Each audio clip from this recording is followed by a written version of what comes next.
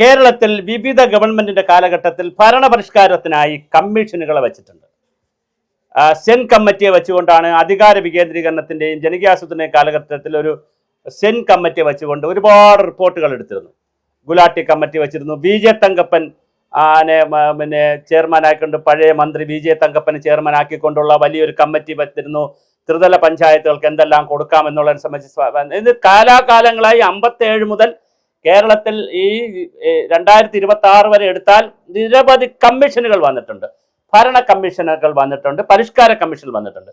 എന്നാൽ അച്യുതാനന്ദൻ പിന്നെ മുഖ്യമന്ത്രിയെ സ്ഥാനത്ത് നിന്ന് മാറി നിന്ന് പിണറായി വിജയൻ മുഖ്യമന്ത്രി ആയിരുന്നപ്പോൾ അച്യുതാനന്ദന് കൃത്യമായ ഒരു സ്ഥാനം കൊടുക്കണമെന്നുള്ള ഒരു ചർച്ച ഗൗരവമായി സമൂഹത്തിൽ വന്നപ്പോൾ ഒരു ക്യാബിനറ്റ് പദവിയുള്ള വളരെ പ്രധാനപ്പെട്ട ഒരു പദവിയോടുകൂടി എല്ലാ സന്നാഹങ്ങളോടുകൂടി ഭരണപരിഷ്കാര കമ്മീഷൻ എന്നുള്ള പേരിൽ പിന്നെ അച്യുതാനന്ദനെ വെച്ചിരുന്നു. അച്യുതാനന്ദനെ ഭരണപരിഷ്കാര കമ്മിറ്റി ചെയർമാനായിരുന്നു. ഇപ്പോൾ ആ പദവി ഒഴിഞ്ഞു കിടപ്പുണ്ട്. 2 ചോദ്യങ്ങളാണ് പ്രധാനമായി കേരളത്തിൽ ഉയർന്നു വരുന്നത്. ഒന്ന്, ഭരണപരിഷ്കാര കമ്മീഷൻ വീണ്ടും നിലനിർത്തുമോ എന്നുള്ളൊരു ചോദ്യമുണ്ട്. നിലനിർത്താനാണ് സാധ്യത. കാരണം ഒരു സർക്കാർ കൊണ്ടുവരുന്ന അതേ പരിപാടികളും സ്ഥാനങ്ങളും ഒന്നും അടുത്ത സർക്കാർ കുറയ്ക്കാറില്ല.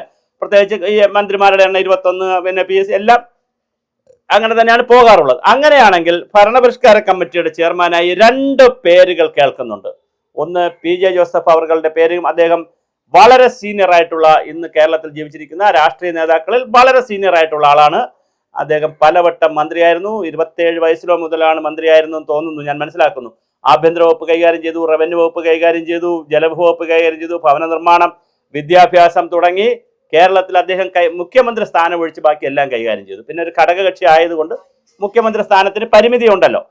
പിന്നെ അല്ലെങ്കിൽ മാണി സാർ, ഇദ്ദേഹം, കുഞ്ഞാലിക്കുട്ടി, PJ ജോസഫ് സാർ, ഇവരൊക്കെ മുഖ്യമന്ത്രി പദവി കോൺഗ്രസിലായിരുന്നെങ്കിൽ ഒരുപക്ഷെ മുഖ്യമന്ത്രി പദവിയിലേക്കൊക്കെ പോകേണ്ട ആളുകളാണ്. പക്ഷെ ഘടകകക്ഷി സംവിധാനത്തിൽ അതിന് പറ്റില്ലല്ലോ. അപ്പോൾ അങ്ങനെ വന്നിട്ട് അങ്ങനെ വളരെ സീനിയർ ആയിട്ടുള്ള PJ ജോസഫ് അവർ ഇപ്രാവശ്യം മത്സരിച്ചില്ല. മകൻ അബു ജോൺ ജോസഫാണ് മത്സരിച്ചത്. അദ്ദേഹം ചീഫ് വിപ്പ് ആവുകയും ചെയ്തു. അപ്പോൾ ഭരണപരിഷ്കാര കമ്മീഷന്റെ ചെയർമാൻ സ്ഥാനത്തേക്ക് അദ്ദേഹത്തെ പരിഗണിക്കുമോ എന്നൊരു ചോദ്യമുണ്ട്. അപ്പോൾ വീണ്ടും മറ്റൊരു പേര് കൂടി സീരിയസ് ആയി കേൾക്കുന്നു.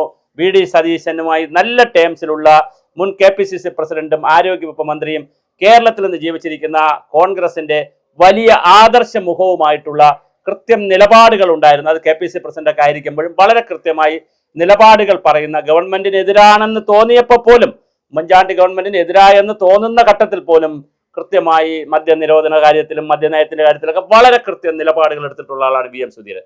അപ്പൊ അദ്ദേഹത്തെ ആക്കുമോ എന്നുള്ളൊരു ചോദ്യമുണ്ട്. എന്തായാലും ഭരണപരിഷ്കാര കമ്മീഷൻ തുടരുമെന്ന് തന്നെയാണ് നമ്മൾ മനസ്സിലാക്കുന്നത്. അങ്ങനെയാണെങ്കിൽ ആരായിരിക്കും അതിന്റെ ചെയർമാൻ?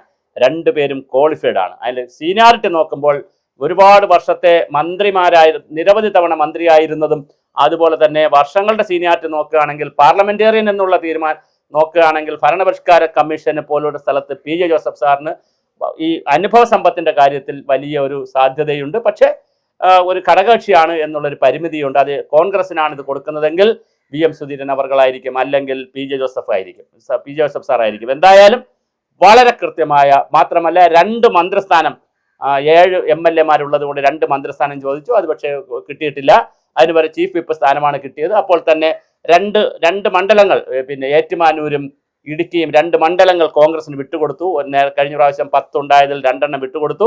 8 ഇടത്താണ് മത്സരിച്ചത്. ഒരിടം ഒഴിച്ചിട്ട് 7 സ്ഥലത്തും ജയിക്കുകയും ചെയ്തു. അപ്പോൾ വളരെ തിളക്കമാർന്നൊരു വിജയത്തിലാണ് PJ ജോസഫ് അവരുടെ പാർട്ടി നിൽക്കുന്നത്. അതുകൊണ്ട് തന്നെ അവർക്ക് കൂടുതൽ പരിഗണന കിട്ടുകയും ചെയ്യും. ഒരുപക്ഷെ PJ ജോസഫ് സാർ മത്സരിച്ച് ജയിച്ചിരുന്നെങ്കിൽ റവന്യൂ മന്ത്രി ആകുമായിരുന്നു. പക്ഷെ അത് നടന്നില്ല.